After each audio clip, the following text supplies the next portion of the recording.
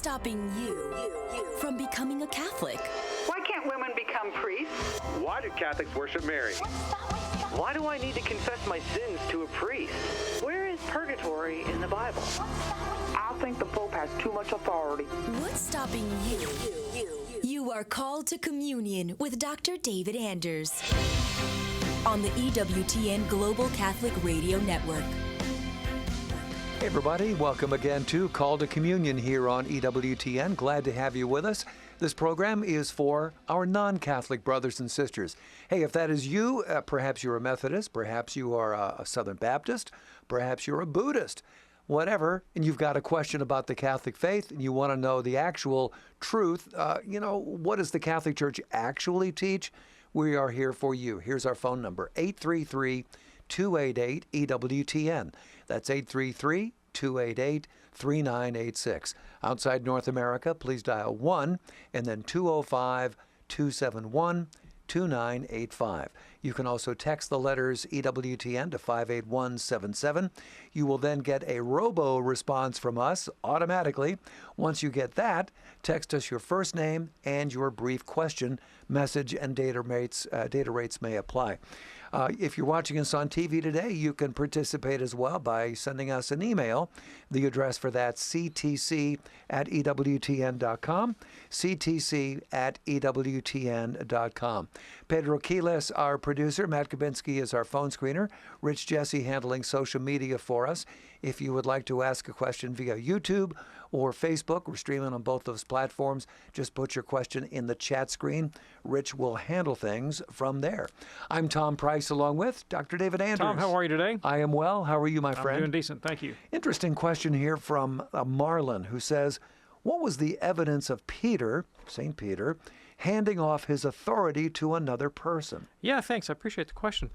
The question, I think, misrepresents the Catholic doctrine of apostolic succession, meaning that's not how apostolic succession works. It's not like the reigning bishop in a diocese, in order to have a legitimate successor, it literally passes the baton.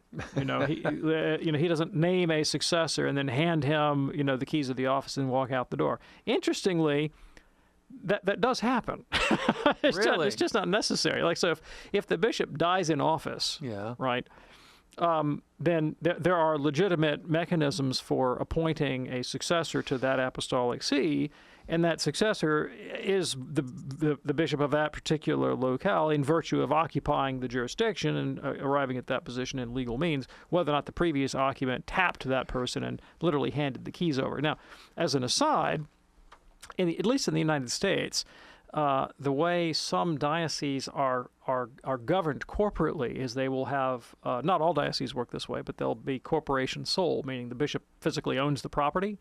And so after the installation of the bishop ecclesiastically, all the lawyers and the right people will meet in the back room, and they'll literally sign the papers and transfer title to diocesan property from one bishop to another. So there can actually be a sort of handing on like that. But that's not a part of the theology of the episcopacy, and it's not necessary for apostolic succession. So it is not necessary in Catholic theology for Peter to have personally named a successor in order for him to have a legitimate successor, right? Okay. So you're looking for evidence of something for which there's no necessity, right? The idea of apostolic succession is in sacred scripture and in sacred tradition, and you find it in another number of places. So first of all, in Acts chapter 14, we learned it is the apostles who were appointing the pastoral successors in the churches that they founded. It says that explicitly in the text. Go look it up, right? In the pastoral epistles, St. Paul says to Timothy and Titus, well, I am Paul, and I appointed you Titus, and I appointed you Timothy, so that you can have this apostolic charge and hand on the faith after me, et cetera, et cetera, et cetera. So you see the concept in there. And then it's elaborated in early 2nd century Christian literature in the likes of Irenaeus of Lyon and Ignatius of Antioch and even Tertullian, who eventually left the church. All of them acknowledge this process of the handing out of apostolic authority. But it attaches to what we call the see, S-E-E, which is the jurisdictional location that the bishop occupies, the territory, right? But the territory, exactly, rather than some sort of some sort of personal charism that's laid, handed on from one bishop directly to another, as if you're passing a baton in a race. The evidence for Peter ending his episcopacy at Rome, and the Petrine primacy specifically attaching to that see, is not found in the New Testament, but is presupposed in sacred tradition. Okay. Marlon, thanks so much for your email. Here's one from Eve. If God claims to forgive our sins in confession, then why do we have to go to purgatory? Yeah, exactly. So let's back up to a human analogy. Okay. All right. Imagine one that I've used 100 times. I'll use it again. Imagine that I give my child the instruction not to throw the baseball in the house, and the kid throws the baseball in the house, and then he comes to me in sorrow and says, "I'm terribly sorry. Is this it? I'm going to be written out of the will. You're disinheriting me. You're throwing me out of my. I'm only in second grade, but I've got to go make my way in the world. I'm like, no, son, no. Our relationship is not ruptured. You're sorry. I forgive you. We're reconciled. Every parent understands this reality. You are there's no enmity between us anymore. However, here is the dustpan and the broom. Go clean up the mess. Yeah. Now, if I, as a parent, hand the child the dustpan and the broom, is that a condition of them continuing to live in my good grace? Is it a condition of forgiveness? No. I'm not going to throw the kid out of the house if he doesn't do this right, I do that for his own moral benefit. I mean, it really doesn't help me that much. I mean, I'd probably do a better job cleaning it up myself and get it done faster, right? Yeah. But I do that because I want him to learn responsibility. And so I make him take responsibility for his actions. And in justice, even though he may do a half-baked job, there's some kind of proportionality there. There's some sort of rectitude in him making an attempt to clean up his mess, right? That's what penance and purgatory are in the Christian life. They're not a condition to win God's forgiveness. They presuppose God's forgiveness, but they are just like the kid who cleans up his mess. There's some kind of, even if it is half-baked attempt on our part, to rectify the disorder that we brought into the family. And that's how it works. Thank you so much, Eve, for your email. Again, if you'd like to send us an email for a future show, the address ctc@ewtn.com. In a moment, we're going to get to Cecil in Murrieta, California. We have some lines open for you as well. Wow. 833-288-EWTN is that number. 833-288-3986. Or if you prefer, text the letters EWTN to 58177. 58177 is that text number. More in a moment with Dr. David Anders here on Call to Communion on EWTN.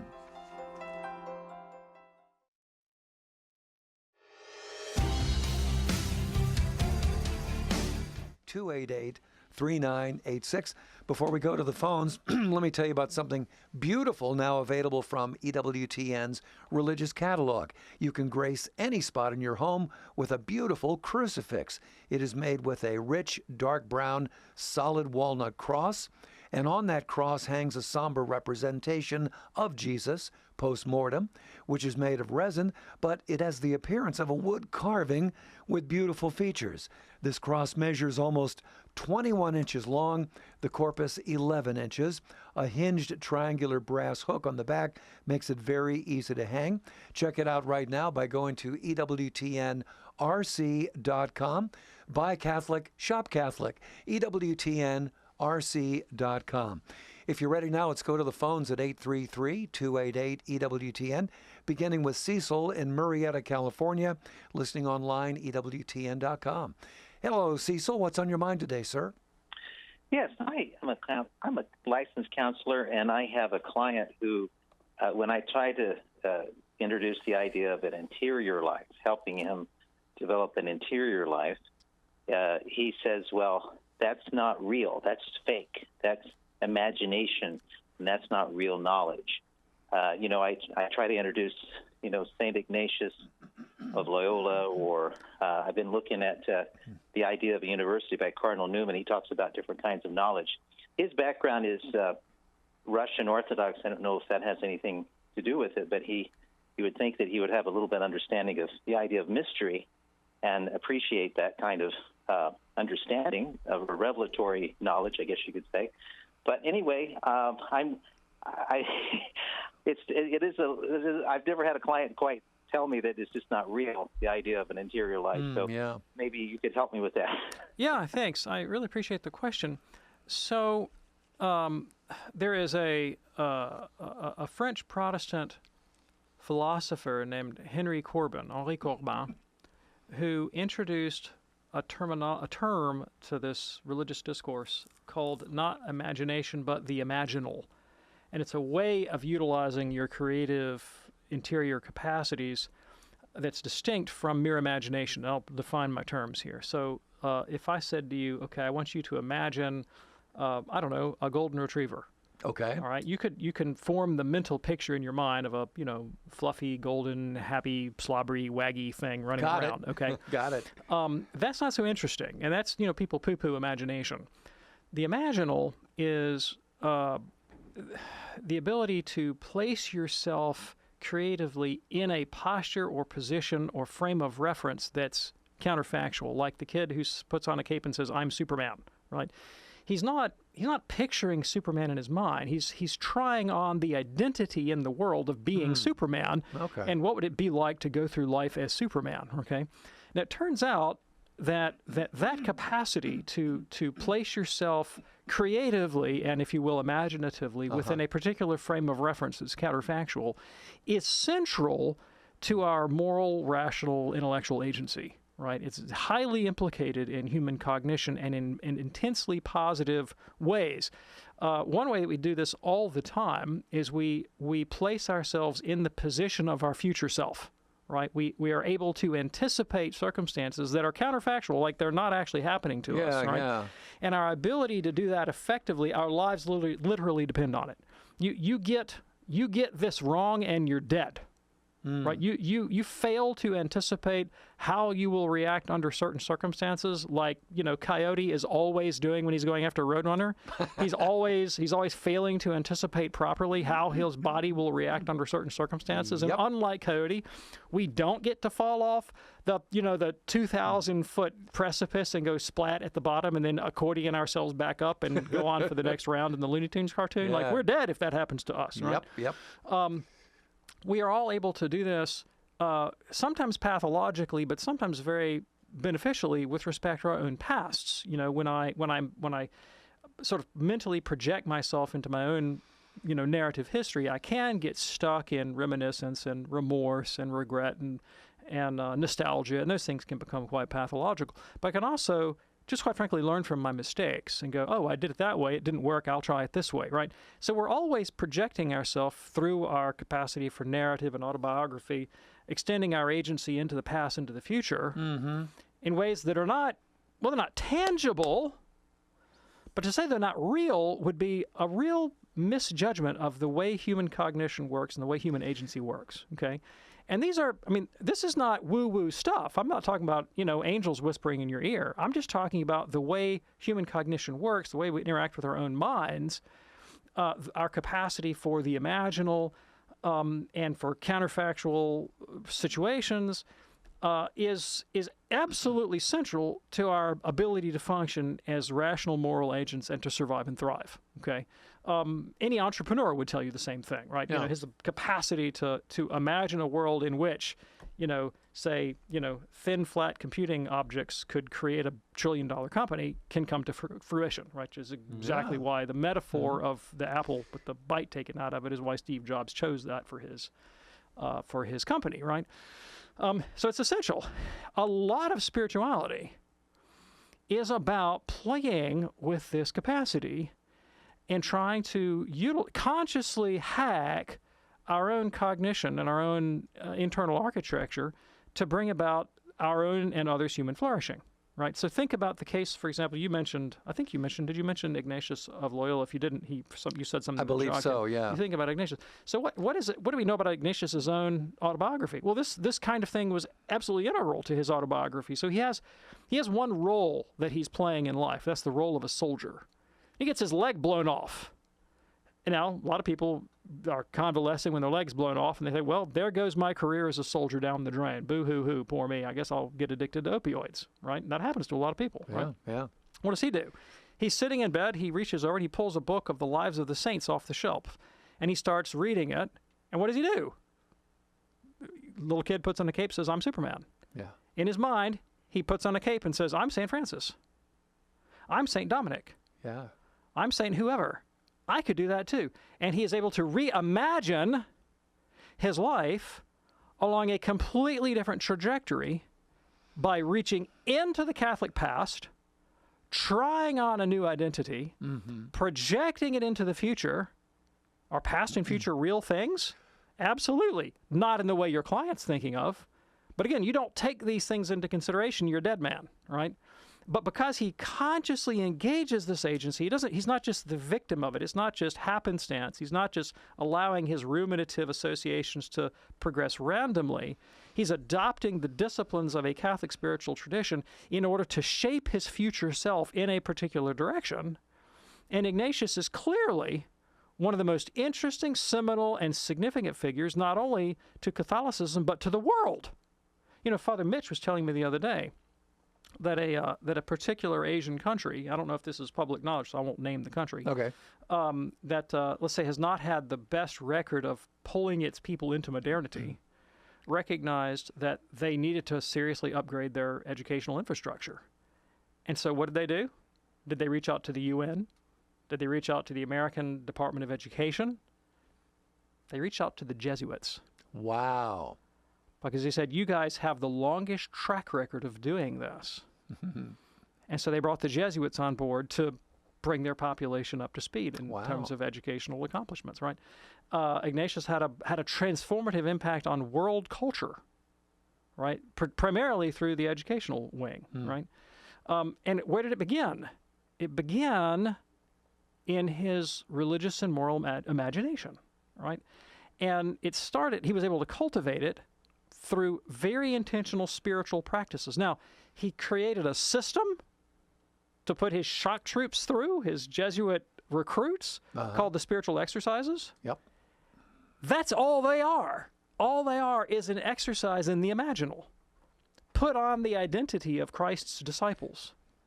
Change your self-conception. Project yourself into the future so that you're formed in such a way that you can make an intelligent, moral choice about the direction of your life. The entire thing is an exercise in the imaginal that has profoundly concrete results, namely the creation of people whose whole orientation in life is towards creating positive change in the world to better humanity, their own spiritual lives, the church, for the glory of God.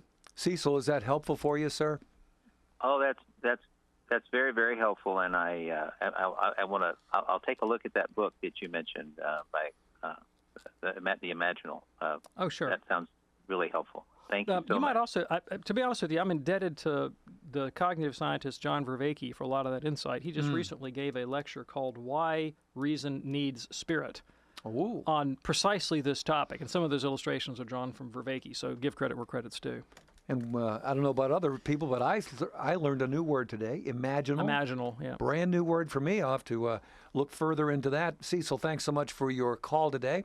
That opens up a line for you at 833-288-EWTN. If you have a question for Dr. David Anders, 833-288-3986. Call to communion with Dr. David Anders on EWTN. Let's go now to Emma. Emma is a first-time caller in Hayden, Iowa, listening today on the EWTN app. Hello, Emma. What's on your mind today? Hi. I'm in Idaho. Idaho. Thank you so much. Yeah. Hey, Dr. Andrews, I used to hate you with a white-hot hate. And I used to yell at you constantly. I thought you were the biggest idiot. But I kept listening.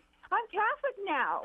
Oh, I love this. This is wonderful. I love it when people think I'm an idiot. I did it to you and Catholic Answers. I'd yell at. I really hated them.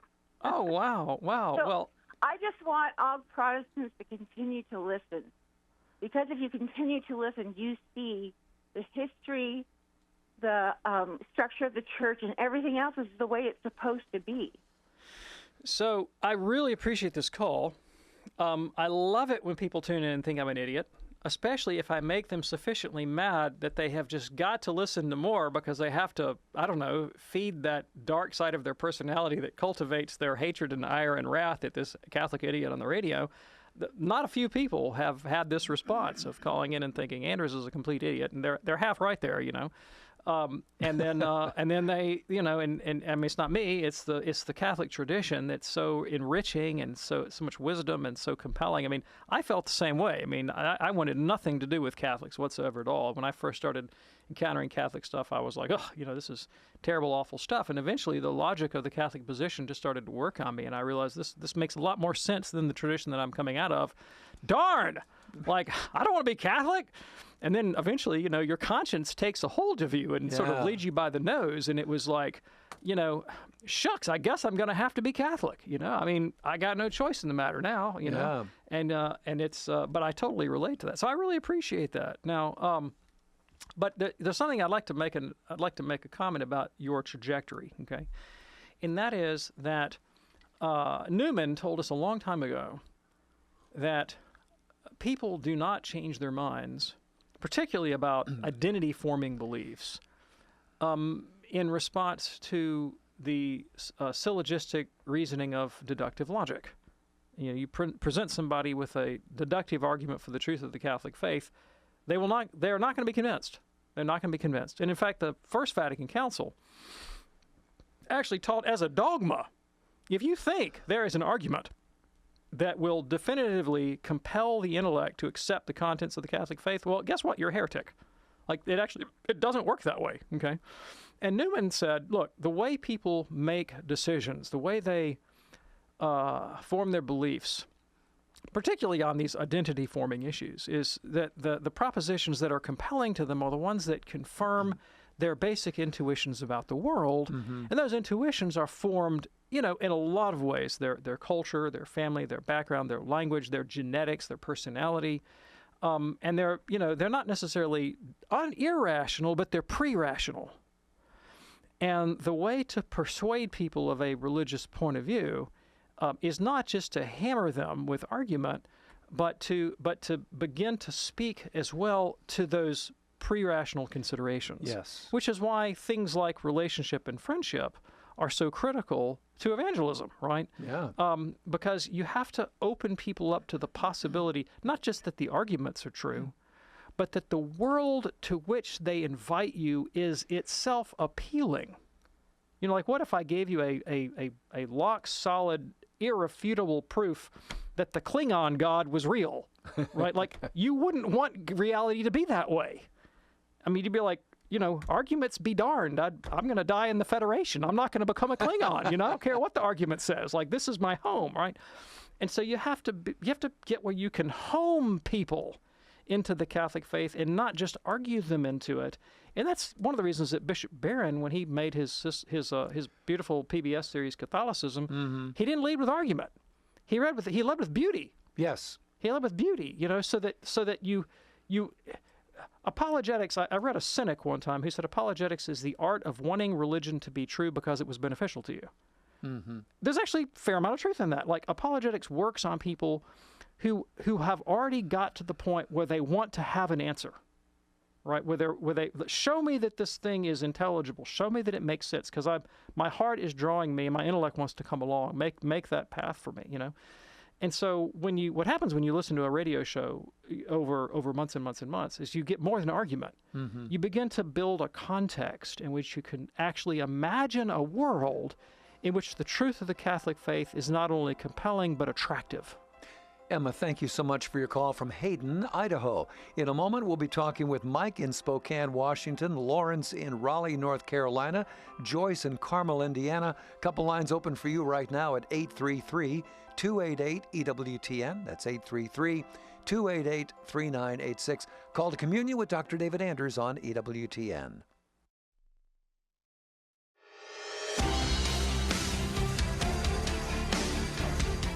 It's Called to Communion with Dr. David Anders here on EWTN. Still time for your phone call at 833-288-EWTN. That's 288-3986. Congratulations going out to another long-time EWTN radio partner, the great Domestic Church Media in New Jersey, marking 17 years with us. They have 5 radio stations in Trenton, Asbury Park, Cape May, Freehold, and Hamilton, New Jersey. Congratulations to Jim and Cheryl Manfredonia and their great team there at Domestic Church Media. From your friends here at EWTN. Before the break, we had a great call from Emma in Idaho, who used to, I guess, rage at the machine. She was sort of, yelling back at her radio when you were on, and eventually she, I guess, started listening and saying, oh, wait a minute, that actually makes sense. And it reminded me of a friend of ours, a mutual friend of ours, who some years ago was a rocket scientist in Huntsville, Alabama, blowing things up and, learning how to, what would happen. One night he came home, cracked open a beer, and turned on the TV, just sort of channel surfing, and he goes, oh, look at this, an angry nun. This ought to be interesting. But the more he watched, he said, oh, wait a minute, she's right about that. She's right about that. Long story short, my wife sang for his ordination some years ago. Has a very, very happy man in his priesthood, and it's all because of, the truth getting out there and being in receive mode at the same time. I'm not letting any cats out of the bag if I acknowledge that Mother Angelica had a quirky method. All right, she had a quirky method. She was unlike other people in her personality. Yeah. And I've heard more than one story of somebody that flipped on Mother Angelica because they were inclined to make fun of her. Right? They saw her and, oh, this is ridiculous. Look at this Catholic nun. And the next thing you know, boom, this Catholic nun has got a lot of wisdom, and they're becoming Catholic. Better believe it. Let's go now to Mike in Spokane, Washington. And Mike is listening to us on Sacred Heart Radio there. Hey, Mike, what's on your mind today, sir? Yeah, thank you both for taking my call. Thank you, Dr. David. You mentioned the Roadrunner and the Coyote. I'm still laughing every time I think about that. Meep. And her Hogan's heroes, Colonel Klink, where no one escapes from the prison. Well, my question or comment is, in today's world, how do we become more like St. Francis of Assisi or St. Maximilian Kolbe, who gave his life for another person in Auschwitz? Or Pope Francis, who always talked of mercy and forgiveness. Yeah. So you're Mike, right? Yes. Okay. So Mike, here's my counsel. I think that we need to not worry about becoming like St. Francis or Maximilian Kolbe or Pope Francis, and worry about how can I become St. Mike? How can I become St. Tom? How can I become St. David? And one of the virtues of studying the lives of the Catholic saints is when you realize how drastically different they all are from one another. Chesterton has a wonderful little book. He has 2 wonderful little books, one about St. Francis of Assisi and one about St. Thomas Aquinas, not St. Dominic, St. Thomas. And in the book, he draws attention in each of those books to the difference that the one had from the other. You couldn't have gotten 2 more radically divergent personalities than Thomas and Francis. I mean, Francis is, he's zipping around all over Europe, left and right, and doing, dashing off for wild escapades as the troubadour for the Lord, and a deeply charismatic personality that attracted people to him like flies to honey. And Thomas was the most stolid, boring, sedentary, unexciting guy on the planet. There's a story about St. Thomas that. When he was still a novice in the Dominican order, he was Brother Thomas, they're in class in the studium, the Dominican studium, and somebody says, Brother Thomas, there's a flying ass outside. And he hoists his ponderous bulk out of the chair and wanders over and looks out the window. And, of course, all the brothers just die laughing. And he turns around without even cracking a smile, and he says, I would sooner believe that a donkey could fly than that a Dominican could lie. Ooh. And goes and sits back down, completely different from St. Francis, And because of that, you realize, and if you read the spiritual writers, you could read Teresa of Avila, John of the Cross, Francis de Sales, you could read, Climacus, you read Augustine, you read Bernard of Clairvaux, you name it. They all have a system. And you start reading enough of these books, you realize, well, wait a minute, this guy's system is different from that guy's system. Wait, there's 5 different saints, 5 different systems. Aha, I'm learning something. It ain't about the system. Right. Right? It ain't about the system. And what all these guys have in common, and girls too, what they all have in common, right, is the determination to surrender their unique personality, and all our personalities are unique, and their circumstances and their vocation, to surrender their personality and vocation to this higher aim of following Christ in the world, right? And that looks different depending on the context, right? If you are a married man with a wife and children, your discipleship is very different from St. Francis. I love the fact that in the Gospels, Jesus tells the rich young ruler, sell everything, come and follow me. Zacchaeus says, I'm selling half. Jesus says, salvation has come to this house. Yeah. And to the Gerasene demoniac, he says, Jesus, I want to leave everything and follow you. That's exactly what he had told the rich young ruler to do in Mark 10. What does he say to the Gerasene demoniac? No. You've suffered enough. Go home and tell your family what he's done for you. He gives 3 different pieces of advice to 3 different people. Yep. Right? John the Baptist does the same thing. He gives the soldiers one piece of advice. He gives the tax collectors another piece of advice. That's not the common element. The common element is, whatever my circumstance, how do I surrender this, right, and put it in the service of the Lord? Now, my answer to that question, how do you do that, right? St. Paul lays out the problem in Romans 7, which is that I want to do the good and I find myself not doing it. Yep. All right? And the disciplines of the Catholic life are designed to their therapy for the self-deceptive, self-destructive practices that corrupt our lives and our moral lives, right? So self-knowledge, like radical self-knowledge and humility, coming face-to-face with who I really am, is critical. Teresa of Avila says that's the key ingredient. If you don't have that genuinely humble self-insight, you can't make any progress because you don't know what to fix, right? And when I was in seminary, I had a seminary professor who said he got really tired of young seminarians that would come to him and say, I would like you to disciple me. And he had gotten really cynical about that because he would say, well, okay. And they would come and they would start to meet with them, and he would begin to learn something about their lives and personalities, and he would begin to make suggestions. Oh, no, I can't do that. Right? And he was like, well, this is a lost cause because they don't really want to be discipled. They don't want to be challenged and changed about the things in their life that have to go. Right? Yeah. And so finding those things in your life that keep you, whether it's passive-aggressive or lustful or overly aggressive or proud, and really honestly coming to confront those demons of your personality that need to go and getting rid of them. That's step 1 in the spiritual life for everybody, regardless of your mode of life. Mike, thanks so much for your call from Spokane today. Call to Communion here on EWTN. Let's go to Lawrence now. Lawrence is in Raleigh, North Carolina, listening on iHeartRadio. Hey, Raleigh, Lawrence, what's on your mind today? Yes, Mr. Anders, we have to, you have said that we have to understand Genesis and the creation story as an allegory. So given that, how do we understand the fall of man and original sin, and therefore the need for redemption in real-world terms? That is how. Yeah, thank you.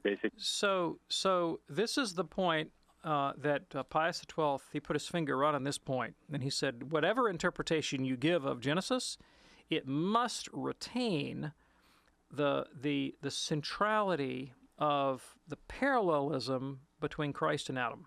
Though what we lost in Adam, we regain in Christ. Yeah. And so,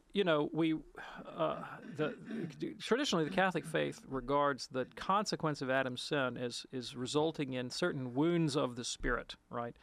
And they are things like concupiscence, our immoderate attachment to bodily pleasure, ignorance. And ignorance doesn't mean that I don't know my arithmetic. It means that I don't know how to extricate myself from my spiritual and moral dilemma, right? Ignorance of my true good, right? Moral weakness, which is different from concupiscence, right? Moral weakness is just I lack the strength to pull myself up by my own moral bootstraps, right? And malice or egotism, which is the the tendency that we all have to consider our own good disproportionately relative to our neighbors. Those things are not in themselves sin. They are the occasions of sin, right? They prompt us to sin. They're not actual sins. Okay. I mean, having an immoderate appetite for bodily pleasure is not a sin. Indulging it by eating 3 pecan pies, that's the sin, right? Sure. And so being conscious of that, being conscious of what are the wounds of my spirit that need to be healed, and then taking seriously the redemption of Christ as the curative alternative, right? So Christ models for me, well, the opposite of all those things. I mean, he's certainly not spiritually weak. He certainly doesn't succumb to concupiscence. He's certainly not afflicted by malice or egotism. And he's certainly not knocking knowledge. I have come to do your will, right? This thing alone I came to do, the will of God, you know. And so he models for us the opposite of those weaknesses.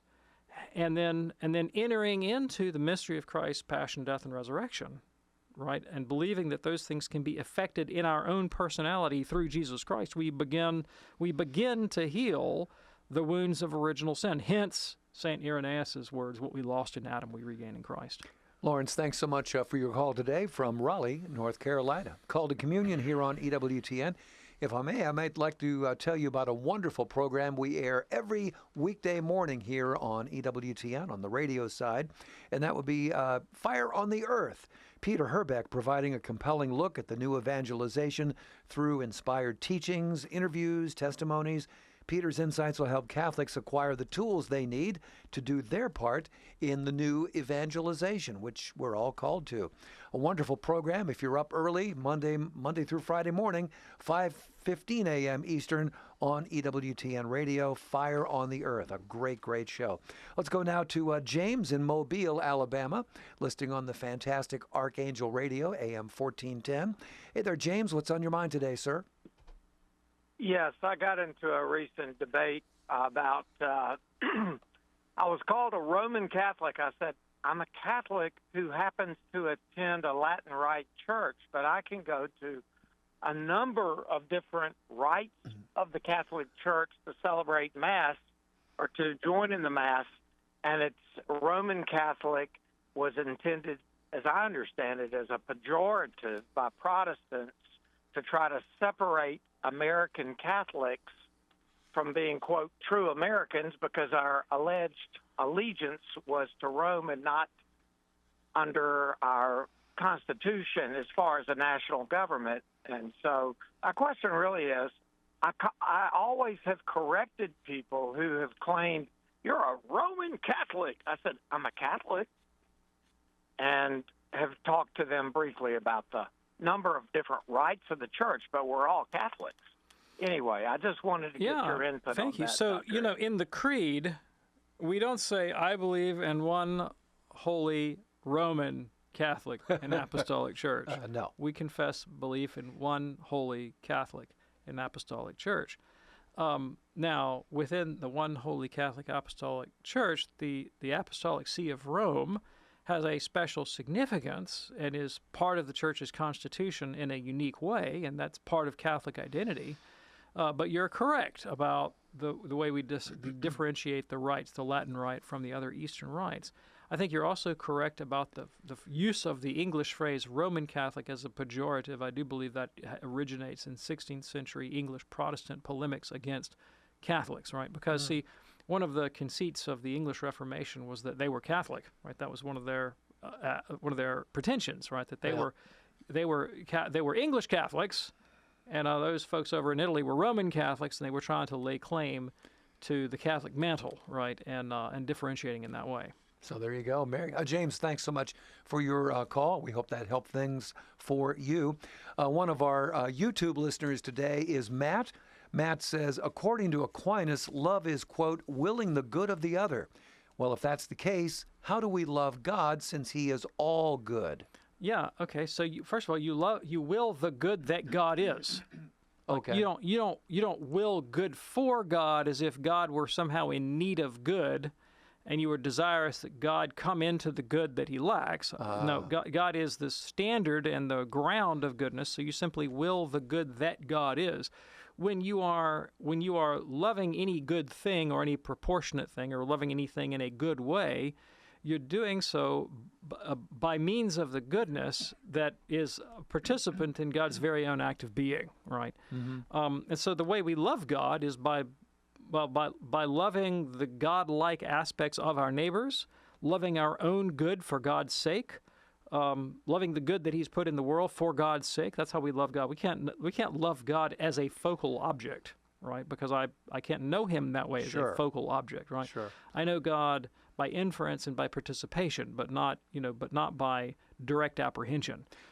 Okay, Matt, thanks so much for your call via YouTube, actually your message here. Also watching us today on YouTube is Wanda. Wanda says, my mother-in-law is a very devout Baptist. She has a great relationship with Christ. Seeing how much she loves and trusts Jesus, I can't help but feel if she understood the real presence in the Eucharist, what would be the best way to explain that to her? Yeah, thanks. I really appreciate the question. So I understand the impulse very well. I question whether the best way to approach your mother-in-law with the Catholic faith is to offer an apology for a singular Catholic doctrine, even if that doctrine is something as august and noble as the Eucharist. And I say that because I don't know your mother-in-law. I don't know her personality. I don't know her history with Catholicism. It's possible that the Eucharist is the best possible way into the church for her, but it's not the only way into the church, right? And so my experience has taught me that when people become Catholic, they all end up in the same place, but they do so for very different motives. Like I have a very good friend who became Catholic because he was heavily involved in the Protestant pro-life movement. And, he's out there on the picket lines and praying in front of abortion clinics and this kind of business. And he's looking around going, who are all these strange people here with these weird plastic beads, And he began to realize that the Catholic Church had the most vigorous, consistent ethic of life of any Christian party. Yeah. And he said, I need to get me some of that, right? And that was his path in. My path in was through historical study. My wife came back to the practice of the Catholic faith because of the insight, wisdom, and compassion of a particular cleric. On and on and on the story goes, right?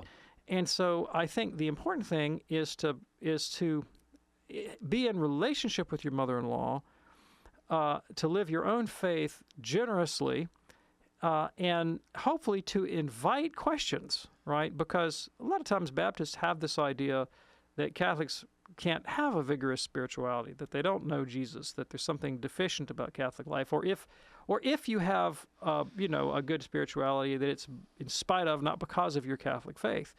And so, kind of living the contradiction to those stereotypes in a way that would invite curiosity, and then allowing that to organically develop into questions that she might ask about the things that are either of interest or hang-ups for her. Now, personally, and a lot of people disagree with me about that, and that's fine. Go ahead and disagree. I think that we do a disservice to the Eucharist if we abstract the question of the real presence from the larger question of the Eucharistic sacrifice. Mm-hmm. And that's something that John Paul talks about in his encyclical Ecclesia de Eucharistia. He talks about the danger of dismissing or deflecting from or diminishing somehow the sacrificial significance of the Eucharist. And the Second Vatican Council, when it talked about the Eucharist as the source and summit of the faith, that's probably the most misquoted passage of all the council documents. Because a lot of people hear that and they think, oh, he's talking about the real presence. No, that's not what the documents say. They actually say that the source and summit of the faith is not the Eucharist, but the Eucharistic sacrifice. And that the Eucharist is first and foremost the centerpiece of a liturgical rite that is a sacrificial act. And the reason the Eucharist is source and summit is not just because of the real presence, crucial as that is because the real presence is the victim that we offer to God and ourselves along with him, right? So here it makes a difference in the way you think about and experience the Eucharist. If I think about the Eucharist as something that I passively receive, oh, here's my Jesus pill that jazzes me up, right? That's a very kind of egocentric way of thinking about it. If I think about the Eucharist as, oh, here's something that I offer to Almighty God in thanksgiving. That's a completely different trajectory. The dynamism changes, right? Yeah. And along with it, my personality, because the reason it's source and summit is that the Eucharist is the way that I come to share in Christ's own intentions. I become to see the world as Christ sees it. I come to, as St. Paul says, have the mind in you that was in Christ Jesus, who was humble in obedience even to death on a cross, right? If the Eucharist works within me that transformative experience of self-sacrifice, offer your bodies as living sacrifice, Paul says, this is your spiritual act of worship, then it is sanctifying me, making me more and more like Jesus, right? That's the way it becomes source and summit to me. It is possible for me to narcissistically go to Mass and be lost in awe and reverence and wonder at my own holiness, right? And I say to myself, look at me here on my knees, reverently receiving the Eucharist. Aren't I a good, pious Catholic? How about me? How about me? Look at me in all my holiness, right? And it's very easy to do. It's tantalizingly easy to fall in love with my own feelings of elevation or transcendence or wonder or passion or beauty or whatnot. And St. John of the Cross warns against that. He warns against it. He warns against it. He says, better to approach the sacraments with no affect, zero emotionality, than to think that I'm so spiritual because of my spiritual feelings. Yeah. Because spirituality is not a matter of feelings, it's a matter of sacrificial action. That's the way to understand the Eucharist. Does it move me to faith, hope, and charity and service to my neighbor and love of God? And so, that's the way to do it. So, however that reality becomes manifest in your life in a way that's transformative and powerful and visible, then you become what Christ calls the salt of the earth, the light of the world. And you can't help but be attractive to Baptists and everybody else around you. Sure. Wanda, thanks for your question today via YouTube. Here's another YouTube question from Chris in Denver. Chris wants to know, if one is in the state of grace but venially sins, does the venial sin weakens one's ability to love God and neighbor? Well, that's just what sin is. Mm-hmm. I mean, sin is just deflecting from the perfect love of God and neighbor. We can deflect totally, or we can deflect a little bit, right? If you deflect a little bit, you've deflected a little bit, A little right? bit. So better not to deflect. Yeah, don't do that. And Chris in Denver, thanks for watching us today on YouTube. This question from Miles, also on YouTube. Please explain radical synation, convalidation, where the Catholic Church requires converts to get remarried in a Catholic ceremony. Yes. Okay, so radical synation, let's say that you want to have your marriage convalidated in the Catholic Church. Let's say you're Catholic, you marry a non-Catholic, you marry your non-Catholic wife in her Baptist church. It's not a valid marriage. 10 years go by and you realize, man, I need to reconcile with the church. You go to the priest. The priest says, okay, what we have to do here is you have to have a convalidation ceremony. Come say your vows again in front of the priest, and your marriage will be valid in the Catholic Church. And you go home and say, honey, I've got a great idea. Father's willing to meet us next Thursday at the parish. We can repeat our Catholic vows, and we can be married in the Catholic Church. Isn't that great? And wife says, I'm a Baptist. I was born a Baptist. I'm a die Baptist. I told you when we got married I wouldn't have anything to do with that Catholic stuff, and I'm not about to go stand in front of a Catholic priest and say my vows. I said them once. I meant them. I'm married. End of discussion, period, end of paragraph. Don't ever bring it up to me again. Go away, poo, right? And you're like, okay, I'm stuck. How can I convalidate my marriage? Because my wife completely refuses to go along with it, right? So the church has this neat little procedure called radical synation. Here are the requirements. She still wants to be married to you. That's it? Yep, she still intends to remain with you in conjugal living, right, from hell till death. So she hasn't revoked that intent. Okay, all right. The church has a procedure for declaring your marriage valid without her active participation in the rite of convalidation. That's what radical synation is. And more than once on this show, I have taught people about radical synation, and they have called in afterwards and said, that was the ticket. I mean, I didn't think I'd ever get my marriage convalidated, but I mentioned radical synation to my priest, and we got it done. Isn't that an awesome thing? It's amazing. That the church would offer this. Yeah, now what's more often is I give out canon law advice, and then some canonist writes me and says, Anders, stay in your lane, buddy. You're a historian. You don't know what you're talking about with this radical sedation business. Stay away from canon law. But on this one, I actually got it right. So you're on solid ground. I'm on solid ground. I'm glad to hear that. Miles, thanks for watching us on YouTube today. Great way to end the program. Dr. David Anders, thank you, my friend. Thank you, Tom. Don't forget, we do it right here on EWTN, on the radio side of EWTN, Monday through Friday at 2 p.m. Eastern. You can check out our podcast 24/7 by going to the absolutely amazing EWTN Podcast Central. I'm not just saying that. I mean it. Over 100 fantastic podcasts, not only programs that we do, but some of our partners all over the world. Here's how you get there. EWTN.com/podcasts, EWTN.com/podcasts. If you look for the Call to Communion podcast, because these are in alphabetical order, you'll find it just a little bit down. So on behalf of our fantastic team, I'm Tom Price along with Dr. David Anders. Hey, thanks for joining us. We'll see you next time here on EWTN's Call to Communion. Have a wonderful and blessed day. We'll see you next time. God bless.